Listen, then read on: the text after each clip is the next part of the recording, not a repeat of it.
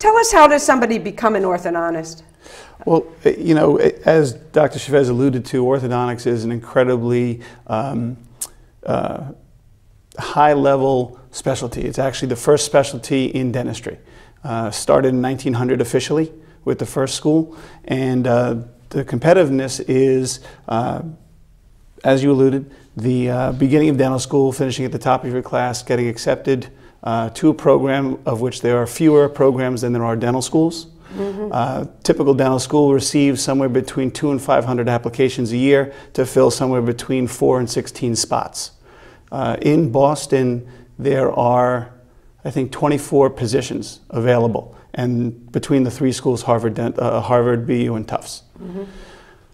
That equates to thousands of applications for just a few, just a few hundred. Yeah. They're very selective in how many they take, and also where they take them from. Yeah, yeah. You know, you have to do well. It's not just performing well in school. It's what you've done outside, your character, the type of person that you are. They really look to see how you would relate to patients of the primary age of orthodontics, which are somewhere in the teen years mostly. The late single digits to the teens is the primary level of primary age of our patients. Yeah. So. Now, Dr. Chavez, how did you end up wanting to become an orthodontist? Well, actually, I started off as a high school teacher, junior high school and high school teacher, 8th and 9th grade, and I was teaching biology and general science. And it's a very broad field, and I knew that I really wanted to get a much deeper, greater grasp of a body of knowledge. And dentistry really fit my skills growing up in an environment where I would fix cars and build model airplanes. The meld between being a helper in terms of medicine and dentistry and being able to use your hands primarily. Dentistry was really the best choice for me. After I went to dental school, I really didn't know whether I would do a specialty either in orthodontics or oral surgery, and that's when my experience in San Francisco with the Public Health Service created an environment where I could make my choice. I chose Boston University because it had one of the best reputations in the United States, and I knew I wanted to come back east where the rest of my family resided, and delightfully met a wonderful woman here in the greater Boston area and got married and settled in Stoughton. I will bring this up because I think it's a great story. I would like you to tell me how you two ended up with different names. Well, it started before my time.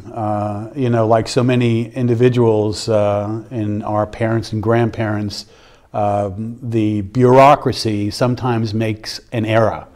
And the error occurred in my father's birth certificate. Hyman Chaffetz was Howard Chavez when he was documented, so to speak.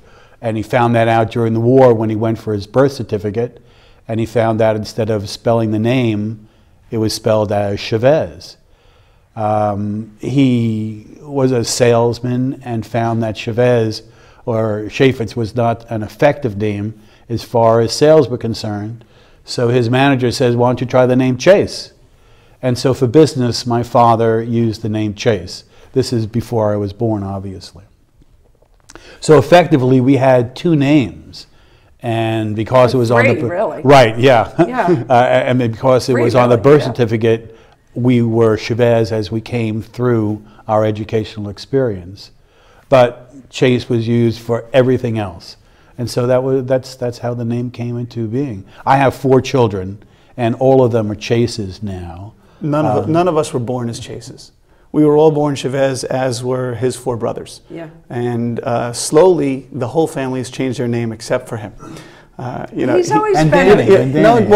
Danny is effectively Chase. I mean, his kids are Chase also. Right. So you know, so the whole family, you know, he's holding strong because he chose Stoughton as a town where, you know, Chavez melds in very well with the culture here, and so he chose to keep the name. Now, my mother was furious that I changed my name at 18 years old because she had kept the last name of Chavez after they got divorced for my benefit.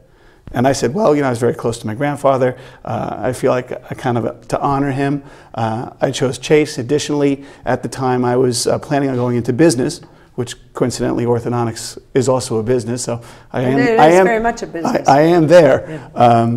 Yeah. So, you know, I changed the name to Chase, and it worked out very, very well when we started practicing together. I know some other father-son orthodontic teams where they would call up and say, oh, you know, is Dr. Brennan there? Which one? Which one? Here, it's very clear. Which doctor are you looking for?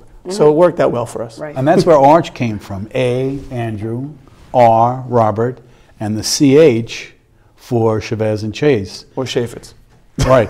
And it's a kind of a double entendre. It is, because there's a go ahead, say it. So Yeah. we talk about the teeth in the form of an arch. Yes. Because it's rounded like an arch, except instead of being horizontal to support, let's say, a train or a trestle, it's vertical. It's instead of being vertical to support, it's horizontal, and it's supporting the lips and the area around the chin and the nose.